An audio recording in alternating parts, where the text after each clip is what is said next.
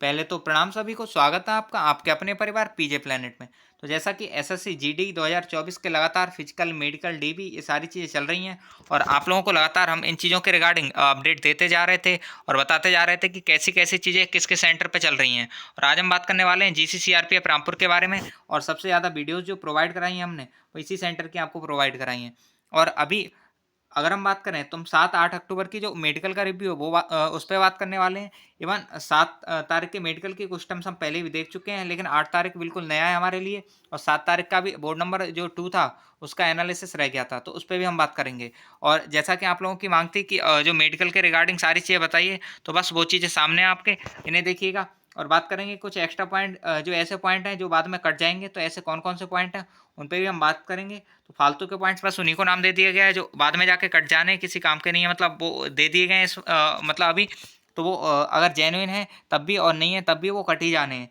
RME के बारे में बात करेंगे, आरएमई के डॉक्टर्स के बारे में, साथ ही साथ ये जो पॉइंट्स हैं ये कट जाएंगे आगे जाके, उनके बारे में बात करेंगे, लेकिन कैसे आपको क्या क्या करना है तो वो भी चीज़ देखेंगे। तो बस लास्ट तक बने रहिएगा वीडियो में। और यहाँ पे एक-एक चीज़ को हम डेप्थ में देख रहे होंगे, पूरा जो मेडिकल है उसे देख रहे होंगे। आपका एक इशू था अंडरवेट, ओवरवेट को लेके, वो भी इशू आपका अब खत्म हो जाएगा। और आरएमई के बारे में हम पहले ही बता चुके हैं कि बात करेंगे। तो बस सारी चीज़ें शुरू से लास्ट तक देखिएगा, आपको सारी चीज़ें समझ आ जाएँगी। और चूँकि आज की कल की ये 2-3 दिनों की छुट्टी रही थी, तो वहाँ पे ना तो कुछ हो रहा है, यहाँ पे जो रिजल्ट भी आ पाया है वो 8 तारीख तक का ही आ पाया है। 8 के आगे जो मेडिकल है ना वो हो पाए और ना ही उनका रिजल्ट आ पाया है। तो जैसे ही होंगे वो रिजल्ट आ जाएगा, लेकिन जब तक ये 7-8 का जो लास्ट टाइम था उसका जो रिव्यू है वो दे देते हैं, और बाकी फिर पेंडिंग भी कुछ नहीं रहेगा और आगे की चीज़ें चलती रहेंगी। तो चलिए स्टार्ट करते हैं वीडियो को और एक एक चीज़ को बारी बारी से देखते हैं। सबसे पहले ये तो आप बहुत अच्छे से जानते हैं कि 3 बोर्ड हैं, पहले ही बता चुके हैं, बोर्ड नंबर 1, 2 एंड 3। और इन तीनों पे जो डॉक्टर्स हैं उनके बारे में भी आप जानते हैं पहले से ही, और बहुत अच्छे से पहले से ही हम आपको समझा रखे हैं ये बात। ठीक है, अब आगे चलते हैं और ना ही इनका परिचय कराने की वापस से कोई ज़रूरत है। अब आते हैं कि जो 7 अक्टूबर जो मेडिकल रिजल्ट है उस पे देखते हैं। 7 का कुछ हद तक हम रिव्यू आपको दे चुके थे, लेकिन आगे की चीज़ें रह गई थी, तो ये बात करेंगे। तो बोर्ड 1 पे जैसा कि हम बात करें, ये 24 कैंडिडेट गए थे और ये वो थे जिनका फिजिकल 7 तारीख को हुआ था। मतलब 7 अक्टूबर को जो फिजिकल वाले कैंडिडेट्स थे उन्हीं का ये रिव्यू है बोर्ड नंबर 1 पे। तो इनका 9 अक्टूबर को जो था वो मेडिकल हुआ था, मतलब 7 अक्टूबर को फिजिकल हुआ, 8 को ब्लड यूरिन एक्सरे हुआ और 9 को इनका ये जो मेडिकल था वो ले लिया गया था। अब बात करें इनका रिजल्ट जो आया वो 10 अक्टूबर को आया था। वहीं ग्राउंड फिट अगर इसमें हुए तो 18 कैंडिडेट हुए और 6 कैंडिडेट को रीमेडिकल दिया गया। और ये बोर्ड नंबर 1 की बात थी, बोर्ड नंबर 1 पे ये सब हुआ था। और हम बात करें तो यहाँ पे जो रीमेडिकल में पॉइंट दिए गए थे, जो कि 6, जैसा कि बताया कि 6 पॉइंट दिए गए हैं। तो ये जो 6 पॉइंट थे, पहला पॉइंट 2 कैंडिडेट्स को डीएनएस में दिया गया, कलर ब्लाइंडनेस में 2 को दिया गया था। वहीं स्वेलिंग ऑन टेस्टिकल्स पे एक मतलब दिया गया था, मतलब एक बंदा था जिसके टेस्टिकल पे थोड़ी स्वेलिंग थी, सूजन थी इस वजह से। और एक कैंडिडेट को डिस्टेंट विजन का। तो ये कुछ पॉइंट्स थे जो यहाँ पे दिए गए थे। नेक्स्ट अगर हम बात करें बोर्ड नंबर 3 की, बोर्ड नंबर 3 पे 23 कैंडिडेट्स थे। यहाँ पे 10 अक्टूबर को इनका जो मेडिकल था वो हुआ था, और इसका रिजल्ट भी शाम को 10 अक्टूबर को ही आ गया था। मतलब उनका 9 अक्टूबर को स्टार्ट हो गया था, जो शुरू के 24 कैंडिडेट थे, लेकिन उनका रिजल्ट 10 को ही आ पाया। और जो बाकी बात के 23 कैंडिडेट थे उनका 10 को ही हुआ और 10 को ही रिजल्ट आया। तो ये था 9 की इनकी छुट्टी रही थी। तो ये है। अब आगे हम बात करते हैं, यहाँ पे ग्राउंड फिट की बात करें तो 11 कैंडिडेट्स ग्राउंड फिट हो पाए और 12 कैंडिडेट को रीमेडिकल मिला। मतलब यहाँ पे 50-50 का ही रेशियो लगा हो रहा जो फेल पास का। लेकिन यहाँ पे क्या था, यहाँ पे चीज़ें अच्छी देखने को जा रही थी। यहाँ पे लगभग 75% के 70% के समथिंग रेशियो रहा था। लगभग 70% कैंडिडेट्स थे जो पास हो गए थे। तो ये है। अब आगे चलते हैं, नेक्स्ट बात करते हैं। ये बोर्ड नंबर 3 का हम बता चुके हैं। तो रीमेडिकल 12 कैंडिडेट्स को मिला था, और रीमेडिकल में जो पॉइंट मिले थे उसके अगर हम बात करें तो पाइल्स में पॉइंट मिला था। 2 से 3 कैंडिडेट को पाइल्स का पॉइंट दिया गया था। कलर ब्लाइंडनेस का 2 कैंडिडेट को पॉइंट दिया गया था। वहीं कैरी एंगल का एक बंदे को पॉइंट दिया गया था। और ये पैर की फिंगर्स थी, 2 कैंडिडेट्स को दिया गया था जो आगे पीछे हो रखी थी, मतलब थोड़ी ऊपर नीचे हो रखी थी ये। और एक की जो थी वो तिरछी थी और उसमें सूजन थी, ऐसा कुछ सीन था आई थिंक। तो ये, और यूरिन में भी एक कैंडिडेट को पॉइंट दिया गया था। तो इस तरह से ये पॉइंट दिए गए थे जो बोर्ड नंबर 3 पे दिए गए थे। यहाँ तक हम बात कर चुके थे। अब आते हैं बोर्ड नंबर 2 की कि बोर्ड नंबर 2 पे क्या हुआ था। तो बोर्ड नंबर 2 पे भी 24 कैंडिडेट्स गए थे, जैसा कि यहाँ पे 24 कैंडिडेट्स भेजे गए थे, ये था। और यहाँ पे 10 अक्टूबर को ही इनका हुआ था, लेकिन उसका रिव्यू नहीं मिल पाया था क्योंकि ये थोड़े लेट निकले थे, इसलिए अभी बता रहे हैं। ये रिजल्ट की बात करें तो 10 अक्टूबर को इनका रिजल्ट दिया गया। यहाँ पे इनमें 8 ग्राउंड फिट कर दिए थे, मतलब 24 में से 8 ग्राउंड फिट हो गए, और आपके जो 16 बच रहे थे इन्हें आरएमई दिया गया था। अब आगे चलते हैं। जैसा कि हमने बताया कि आरएमई दिया गया था। इनके पॉइंट्स की बात करें तो अभी पॉइंट नहीं पता चल पाए कि किस-किस चीज़ में क्या-क्या पॉइंट दिए गए थे। बाकी जल्दी हम आपको बता देंगे कि किस-किस चीज़ में यहाँ पे पॉइंट दिए गए थे। अब थोड़ा आगे चलते हैं, तो ये तो हो जाता है हमारा 7 तारीख का पूरा अपडेट जो भी था। अब आते हैं 8 तारीख के अपडेट पे कि 8 तारीख का जो अपडेट है वो क्या है? 8 तारीख को क्या-क्या, कैसे-कैसे चीज़ें हुई हैं, इन सब चीज़ों पे हम बात करेंगे और देखेंगे कि किस-किस में पॉइंट कैसे-कैसे दिए गए हैं। पहले तो बात करते हैं 8 तारीख का जो फिजिकल था, एक बार यहाँ पे नज़र डाल लेते हैं। रीज़न है यहाँ पे इस चीज़ को बताने का कि फिजिकल में कितने फेल पास हुए थे, क्योंकि जिससे आप आगे की काउंटिंग को थोड़ा-सा फोकस कर पाएँ। यहाँ पे अगर हम बात करें 111 प्रेज़ेंट जो थे आए थे, 140 जो टोटल कैंडिडेट्स थे वो बुलाए गए थे, इसमें से 111 कैंडिडेट्स आए थे और रनिंग केवल 85 कैंडिडेट्स मतलब रनिंग के लिए रेडी हुए और इनमें से 69 जो हुए वो पास हो पाए। तो ये कुछ था यहाँ पे कैंडिडेट्स का 8 तारीख वालों का। वहीं इन्हें वापस से 9 तारीख को बुलाया गया, इनका डीबी तक हो गया था और 9 को बुला के इन्हें एक्स-रे, ब्लड और यूरिन ये तीनों चीज़ें इनकी 9 तारीख को ले ली गई थी और इसके अलावा यहाँ पे कुछ नहीं हुआ था। और हम बात करें फिर 10 तारीख की, जैसा कि छुट्टी हो गई थी, तो फिर 10 को कुछ हो नहीं पाया और फिर 10 के बाद यहाँ पे नेक्स्ट आ जाते हैं 11 अक्टूबर। 11 अक्टूबर को यहाँ पे 63 कैंडिडेट प्रेज़ेंट हुए। जैसा कि हमने बताया था, यहाँ काउंटिंग की भी कुछ ज़रूरत पड़ेगी। यहाँ देख सकते हैं आप कि 69 बंदे थे जिनका मेडिकल होना था। यहाँ पे आप देख सकते हैं 69 कैंडिडेट थे जिनका मेडिकल होना था, लेकिन 69 में से कैंडिडेट कितने प्रेज़ेंट हो पाए? केवल 63 मेडिकल के लिए, मतलब 6 कैंडिडेट थे जो कि आए ही नहीं फिजिकल देने के लिए छुट्टी के बाद। तो ऐसा था, छुट्टी में हो सकता है वो घर गए हों और फिर वापस नहीं आए। तो ये था। अब हम बात कर लेते हैं कि बोर्ड नंबर 1 पे। तो बोर्ड नंबर 1 जो था, यहाँ पे 25 कैंडिडेट जो थे वो दिए गए थे इन्हें मेडिकल करने के लिए। 25 में से जिन्होंने 8 कैंडिडेट यहाँ पे ग्राउंड फिट हो गए और 7 को आरएमई मिल गया। और ये अच्छा नंबर था कि 25 में से 18 फिट हो जा रहे हैं और 7 को आरएमई मिल रहा है। तो ये था। वहीं बोर्ड नंबर 2 की बात करें तो 25 कैंडिडेट थे, लेकिन इनका सबका मेडिकल तो हो गया, लेकिन 13 का ही रिजल्ट बन पाया था। तो 13 का रिजल्ट बन पाया, 13 में से 3 फिट हुए और 10 बंदों को आरएमई मिल गया, जो कि बहुत एकदम बहुत ज़्यादा मतलब दिक्कत वाली बात थी कि इतने ज़्यादा कैंडिडेट जो थे इन्हें आरएमई दिया गया, केवल 3 कैंडिडेट फिट हुए। तो ये यहाँ पे जो बोर्ड नंबर 2 है, इसमें फिट का हाँ वास्तव में जो परसेंटेज है, रेशियो है, वो थोड़ा-सा कम है और थोड़ा स्ट्रिक्टली मेजर कर रहे हैं सारी चीज़ों को, इस वजह से ये चीज़ें देखने को मिल रही हैं। वहीं अगर हम बात करें, अब बात आ जाती है कि जो रिमेनिंग के हमारे 12 कैंडिडेट्स थे, इनका क्या हुआ है, ये कब इनकी सारी चीज़ें देखने को मिलेंगी। तो रिमेनिंग जो 12 कैंडिडेट्स रह जाते हैं, रिजल्ट इनका 14 तारीख को रिजल्ट आ जाएगा, चूँकि इनका मेडिकल हो ही चुका है, रिजल्ट बस बनना बाकी है, तो 14 तारीख को इनका रिजल्ट आ जाएगा।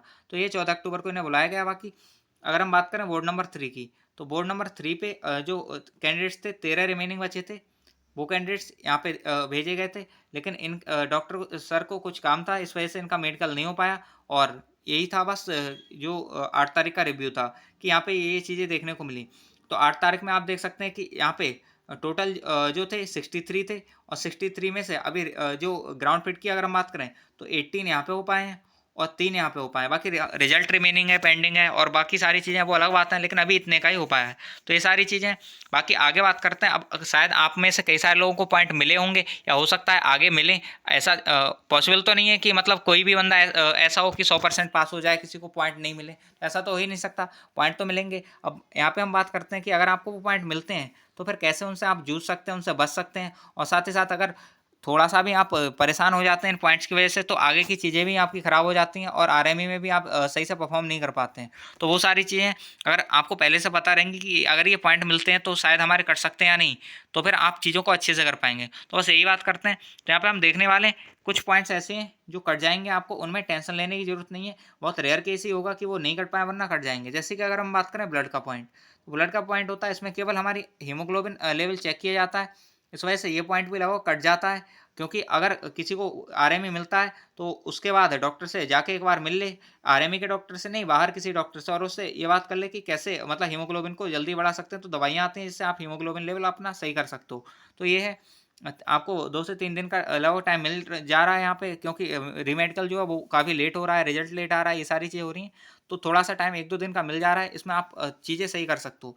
वहीं अगर हम बात करें यूरिन की, ये पॉइंट भी है, ये कट सकता है। कैसे? आप बार-बार पानी पी के, और अपना ये सब ध्यान रखिएगा, बार-बार आप पानी पिएँगे, टॉयलेट जाएँगे, तो उससे जो आपका यूरिन है वो क्लीन आने लग जाता है, साफ़ आने लग जाता है। काफ़ी पानी पीने के बाद यूरिन का सैंपल दीजिएगा और इसमें आपकी कोई दिक्कत नहीं आएगी, आप यूरिन में भी पास हो जाएँगे। तो एक ही ये पॉइंट है जो आपका कट सकता है। नेक्स्ट आते हैं बीपी के पॉइंट पे। तो ये जो बीपी वाला पॉइंट होता है, ये नॉर्मली होता है, हर किसी इंसान के साथ होता है कि किसी अपने से मतलब बड़े पद वाले इंसान को देख लेता है या फिर किसी ऐसे इंसान को देख लेता है जिसे पहले से नहीं मिला है, तो उसका बीपी आराम से ऊपर-नीचे होने लग जाता है। तो बस यही चीज़ें आप कैंडिडेट्स हैं आपके सामने आती हैं। तो बस बीपी को आपको थोड़ा-सा कंट्रोल में रखना है, मन को शांत रखना है और जब आप बीपी नपाएँगे तो नॉर्मल ही आएगा। अब करना क्या है कि थोड़ा-सा कि बीपी नॉर्मल आए, तो जब हम बहुत फ़ोकस रखते हैं कि इतना बीपी है, अब मेरा 120 हो गया, 140 हो गया, 160 हो गया, तो माइंड में वो चीज़ें चलती रहती हैं और बार-बार बीपी को भी वो फ्लक्चुएट करती हैं। आप जब भी बीपी नपाने जाते हैं, तो थोड़ा-सा पहले पानी पी के जाइएगा। ब्लड में जितनी ज़्यादा ऑक्सीजन होगी, उतना ज़्यादा अच्छा रहेगा। आप पानी पी के जाइएगा, साथ ही साथ थोड़ी-सी गहरी-गहरी साँस लेके जाइएगा और वहाँ पे जाके नॉर्मली हथेली ऊपर की ओर रख के आप बीपी नपाइएगा, नॉर्मल बीपी आएगा और ये पॉइंट जो है आराम से कट जाता है। और बीपी ऐसा नहीं है कि आपका बिल्कुल 80-120 चाहिए। ये तो एक मतलब कह सकते हो स्वस्थ आदमी का इतना होना चाहिए। लेकिन आप जब वहाँ जाते हो तो आपकी टेंशन और कई सारी चीज़ें जो होती हैं, वो बीपी पे थोड़ा-सा इफ़ेक्ट डालती हैं। आपकी थोड़ी-सी घबराहट से भी ये सारी चीज़ें मतलब बीपी जो है फ्लक्चुएट कर जाता है। तो इस वजह से वहाँ पे ये लोग मतलब इस बात को समझते हैं, तो वो कम-ज़्यादा भी थोड़ा ले लेते हैं। तो बस ये पॉइंट भी आपका बीपी का कट जाता है। वहीं अगर हम बात करें ओवरवेट की, तो ओवरवेट का पॉइंट कट रहा है यहाँ पे प्लस-माइनस 5 केजी जो है, वो आपको रिलैक्सेशन मिल रहा है, तो इस चीज़ का ध्यान रखिएगा। और यही काफ़ी अच्छी चीज़ है कि आपका ओवरवेट का जो पॉइंट है वो कट जाएगा और अंडरवेट में भी आपको केले खिला के और ये सब चीज़ें करके तोल रहे हैं वापस से, और ओवरवेट का भी वापस से आपका वहाँ पे तोला जाएगा। तो वो चीज़ें हैं, इस वजह से ओवरवेट का भी और अंडरवेट का, ये दोनों पॉइंट भी आपके कट जा रहे हैं। टैटू के भी कुछ पॉइंट कटे हैं, जो जहाँ पे कह सकते हो हथेली के ऊपर किसी के टैटू है और छोटा टैटू है या फिर नाम है 3 अक्षर का, तो वो सारे पॉइंट कट जा रहे हैं। तो इस चीज़ का ध्यान रखना, टैटू के भी पॉइंट कुछ कट रहे हैं, कुछ नहीं कट रहे हैं, लेकिन कुछ कट रहे हैं। ये है। नेक्स्ट अगर हम बात करते हैं तो ईयर का, कान का पॉइंट। तो कान यूजुअली यही होता है कि जो कैंडिडेट्स होते हैं उनके कान में वैक्स रहता है, इसी वजह से उनके कान का जो पर्दा होता है वो अंदर नहीं दिख पाता है और डॉक्टर जो होता है जब उसे पर्दा दिखाई नहीं देता तो वो आपको आरएमई लिख देता है। तो बस इतना सा है। अब जैसे ही आपको आरएमई लिखा जाता है, आपने करना क्या है कि अपने कान की जो वैक्स है उसे रिमूव करा लेना है, साफ करा लेना है। इवन आपको ये सब पहले ही करके आना चाहिए था, जिससे आपको कान का कोई पॉइंट मिलता ही नहीं।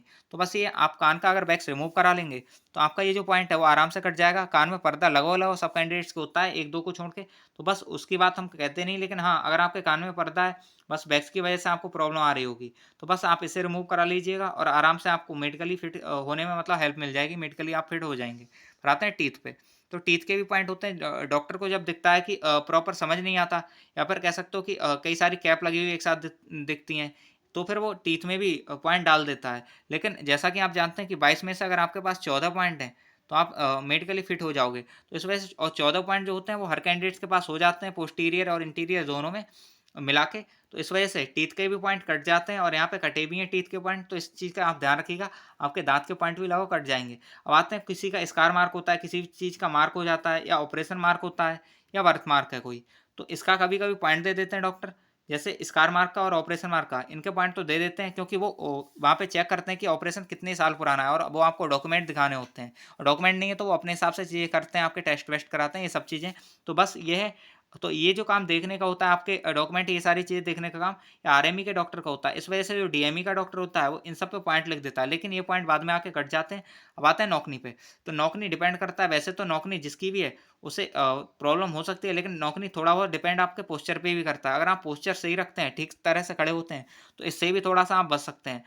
तो बस आप देख लेना है कि आपका किस तरह से खड़े होने पे पैर के बीच गैप जो है वो ठीक-ठाक हो जाता है, उस पोस्चर में खड़े होइएगा और ये पॉइंट भी आराम से आपका कट जाएगा। तो ये कुछ पॉइंट थे जो कि आपके आराम से कट जाएँगे आपके आरएमई में, इस चीज़ का आप ध्यान रखिएगा। अब आते हैं कुछ पॉइंट हैं जो कटने में थोड़ी-सी मुश्किल होती है, बहुत जल्दी नहीं कट पाते हैं, तो ये है, तो इन पे भी हम बात कर लेते हैं।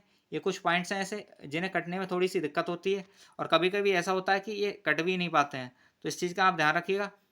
सॉरी। यहाँ पे अब चलते हैं और सॉरी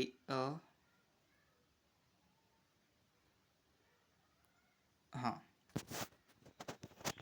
और सबसे पहले अब यहाँ पे हम बात करने वाले हैं ऐसे पॉइंट्स पे जो बहुत ही मुश्किल से कटेंगे, जिन्हें या तो आपको फेल कर दिया जाएगा इनमें या फिर बहुत रेयर केस में ही कटेंगे, जैसे कि कलर ब्लाइंडनेस का पॉइंट है। ये पॉइंट है, ये कटने की पॉसिबिलिटी बहुत ज़्यादा कम रहती है। ये पॉइंट क्योंकि कलर ब्लाइंडनेस का उसी को दिया जाता है जिसे कलर ब्लाइंडनेस वाला इशू होता है, तो इस वजह से इस पॉइंट का भी कटने का बहुत मुश्किल से चांस होते हैं। नेक्स्ट आता है डीएनएस का पॉइंट। तो डीएनएस का जो नाक की हड्डी थोड़ी सी टेढ़ी होती है, डेविएटेड नसल सेप्टम कहते हैं या डीएनएस बोलते हैं। तो ये जो पॉइंट होता है, ये भी कटने की पॉसिबिलिटी बहुत कम रहती है। वहीं अगर हम कैरी एंगल की बात करें, तो कैरी एंगल जब बहुत ज़्यादा होता है, स्केल रखने की जरूरत पड़ती है। डॉक्टर वैसे तो नॉर्मल देख के पहचान लेते हैं कि इसमें है या नहीं है, और ऐसे पास फेल कर देते हैं। लेकिन जब स्केल रखने की नौबत आती है, तो समझ आ ही जाता है कि हाँ, कुछ तो मतलब गड़बड़ है हाथ में, मतलब कैरी एंगल कुछ ज़्यादा ही है। तो इस वजह से ये जो कैरी एंगल है, फ्लैट फीट है, इनके पॉइंट जो हैं, इनके भी कटने के चांसेस बहुत कम रहते हैं। साथ ही साथ है कि वेरिकोस वीन्स कहा जाता है, इसमें भी मतलब पॉइंट कटने के चांसेस कम रहते हैं। साथ ही साथ नेक्स्ट आते हैं प्राइवेट पार्ट्स पे। तो प्राइवेट पार्ट्स, इसके भी कोई पॉइंट जो होते हैं वो नहीं कटते हैं। ये तभी कट सकते हैं, इस तरह के पॉइंट जो जितने इस लिस्ट में हमने दे रखे हैं, ये पॉइंट तभी कटेंगे जब ये जेन्युइनली नहीं दे रखे हों। मतलब आपको ऐसे ही दे रखे हों, फालतू के पॉइंट दे रखे हों, आपको ये प्रॉब्लम हो नहीं और ऐसे ही दे रखे हों, तब तो ये कट सकते हैं, एल्स ये नहीं कटेंगे। इस चीज़ का आप ध्यान रखिएगा। प्राइवेट पार्ट्स की अगर हम बात करें, तो एक पाइल्स का पॉइंट आता है। पाइल्स का पॉइंट, पाइल्स होती है, पाइल्स है या फिसर है, फिस्यूला है, ये सब पॉइंट होते हैं, या कोई मस्सा हो जाता है, तो उस सब के पॉइंट जो हैं वो नहीं कट पाते हैं आपके। इस चीज़ का आप ध्यान रखिएगा। नेक्स्ट इसी में एक हाइड्रोसिल हो जाता है या वेरिकोसिल हो जाता है। तो ये जो पॉइंट हैं, ये भी कटने की पॉसिबिलिटी बहुत कम रहती है। ये ना के बराबर ही कट, ना के बराबर क्या, कटते ही नहीं है। नेक्स्ट आगे हम बात करते हैं, या पेनिस से रिलेटेड कोई पॉइंट होता है, स्किन अंदर बाहर नहीं होती है, या फिर कह सकते हो जो होल है वो प्रॉपर नहीं होता है उसी जगह, तब भी ये जो पॉइंट होता है ये नहीं कटता है। तो जो प्राइवेट पार्ट्स के पॉइंट हैं, ये भी नहीं कट पाते हैं, इस चीज़ का आप ध्यान रखिएगा। या फिर टेस्टिकल में कोई प्रॉब्लम होती है, पेनिस में कोई प्रॉब्लम होती है, तो ये सारे पॉइंट जो हैं वो नहीं कट पाते हैं। तो ये थे प्राइवेट पार्ट्स, और ये कुछ ऐसे पॉइंट्स जो कटने में बहुत दिक्कत करेंगे या फिर नहीं कट पाएंगे। तो ये हमने कोशिश की थी आपको समझा पाएँ कि कौन कौन से पॉइंट हैं जिन्हें अगर आपको मिले हैं, तो टेंशन लेने की ज़रूरत नहीं है, बहुत आराम से वो पॉइंट्स कट जाएँगे। बस आप मस्ती कीजिए और थोड़ा-सा ध्यान रखिए इन चीज़ों का। बस टेंशन लेने मतलब उस चीज़ से कुछ होने वाला भी नहीं है। बस ये है, और ऐसा नहीं है कि जो हमने बोले हैं कि पॉइंट नहीं कटेंगे तो बिल्कुल नहीं कटेंगे, वो डॉक्टर पे भी डिपेंड करता है। हो सकता है आपको जो जब स्टार्टिंग में पॉइंट दिया गया हो, तो आपको वो प्रॉब्लम हो ही नहीं, बस बाय मिस्टेक वो पॉइंट दे दिया हो, तो वो आरएमई में आराम से कट जाएगा। तो इस चीज़ का ध्यान रखिएगा। बाकी हमने कोशिश की है कि कुछ ऐसे पॉइंट थे जो कि कटने में बहुत दिक्कत करते हैं, या फिर ना ही पहले और ना ही अभी कैंडिडेट्स के कट रहे हैं, तो इस वजह से वो हमने लिस्ट बना के एक बार बताने की आपको कोशिश की थी। और जो पॉइंट्स आसानी से कट सकते हैं, उनके बारे में हमने आपको बताया। तो बस ये थे कुछ पॉइंट जो हम मतलब कट सकते थे आसानी से। अब आता है कि डिस्टेंट विजन का। तो डिस्टेंट विजन में काफ़ी कैंडिडेट्स को पॉइंट मिल रहा है। अब तो नौकरी में भी पॉइंट दिए जा रहे हैं। अब क्या स्टार्टिंग से ही दिए जा रहे हैं नौकरी में, लेकिन बहुत ज़्यादा नहीं थे, क्योंकि जो कैंडिडेट्स थे उनका पोस्चर खुद ही उन्हें पता चल जाता है कि इस पोस्चर में रहेंगे पॉइंट नहीं मिलेगा, इस वजह से पॉइंट भी नहीं मिल रहे थे। तो बस ये है। बाकी जितनी भी चीज़ें थी हमने ट्राई किया आपको समझा पाएँ। मेडिकल का जितना रिव्यू था और किस किस चीज़ में पॉइंट मिल रहे हैं, वो भी हमने बताने की कोशिश की थी। अब आते हैं अंडर ओवरवेट या वेट इशू जो आपको था, तो अंडर ओवरवेट ये सारी चीज़ें इनका हम बताए हैं कि आपको इसमें रिलैक्सेशन मिल जा रहा है, लेकिन आरएमई में मिल रहा है, तो आरएमई टाइम पे आपको पास कर दिया जाएगा।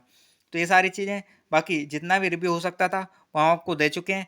कलर ब्लाइंडनेस का जो चार्ट है, या बुक कह सकते हो आप, जो भी चल रही है सियारा बुक, वहाँ पे उसका पीडीएफ ग्रुप में डाल चुके हैं हम। ग्रुप भी ज्वाइन कर सकते हो। सीआरपीएफ रामपुर वाला जो ग्रुप है, उसी के जो मतलब उसी में आपको पिन करी हुई बुक मिल जाएगी। तो वहाँ से आप इसे डाउनलोड कर सकते हैं, जो इशारा बुक है। साथ ही साथ वहाँ पे आई चार्ट भी आपको मिल जाएंगे, जो तीनों आई चार्ट, जो चारों आई चार्ट जो यूज हो रहे हैं तीनों बोर्ड्स पे, वो मिल जाएंगे आपको। वहीं वही आई चार्ट जो हैं हमने कम्युनिटी में भी डाल रखे हैं, तो यूट्यूब की कम्युनिटी में जाके भी आप देख सकते हो। इवन उसके अलावा भी जो फाफामाऊ सेंटर हो गया, या नोएडा सेंटर हो गया, आपका अजमेर सेंटर हो गया, जोधपुर सेंटर हो गया, लगभग जितने भी सेंटर हमें मिले हैं, सबके जो मतलब आई चार्ट मिले हैं, वो सब हमने कम्युनिटी पे डाल रखे हैं। इवन सेपरेट ग्रुप भी बना रखे हैं। और एक बात और आती है, जितने भी फीमेल कैंडिडेट्स हैं हमारे सीआरपीएफ रामपुर से, जितने भी सीआरपीएफ रामपुर के फीमेल कैंडिडेट्स हैं, इनका आगे कभी भी किसी भी डेट में फिजिकल है, तो उनके लिए एक सेपरेट ग्रुप बना रखा है। ग्रुप का लिंक जो है नीचे डिस्क्रिप्शन में मिल जाएगा, और वहाँ पे कुछ गर्ल्स कैंडिडेट्स हैं भी जो आपस में बातचीत करते रहते हैं, तो आप भी उसे ज्वाइन कर लीजिएगा, जिससे आगे आने वाले जो फिजिकल हो रहे हैं आपके फीमेल कैंडिडेट्स के, उन्हें आसानी हो जाए। तो इस चीज़ का ध्यान रखिएगा। आप अपने फिजिकल और इन सब चीज़ों के रिगार्डिंग बातचीत कर सकते हैं, या कोई रिव्यू लेना है तो वो भी ले सकते हैं। तो बातचीत के लिए आप ज्वाइन कर सकते हैं। जितनी भी फीमेल कैंडिडेट्स हैं, एक बार हम वापस से कहना चाहेंगे, वो सारी कैंडिडेट्स मिलकर उस ग्रुप को ज्वाइन कर लीजिए। ग्रुप का लिंक डिस्क्रिप्शन में आपको मिल जाएगा, साथ ही साथ कमेंट में पिन कर देंगे हम, और कम्युनिटी पे भी डाल रखा है। तो ये है। बाकी आज की वीडियो में इतना ही। मिलते हैं नेक्स्ट वीडियो में। होप सो आपको सारी चीज़ समझ आई होंगी, और अगर समझ आई हैं तो आप चैनल से जुड़ सकते हैं, सब्सक्राइब कर सकते हैं। धन्यवाद।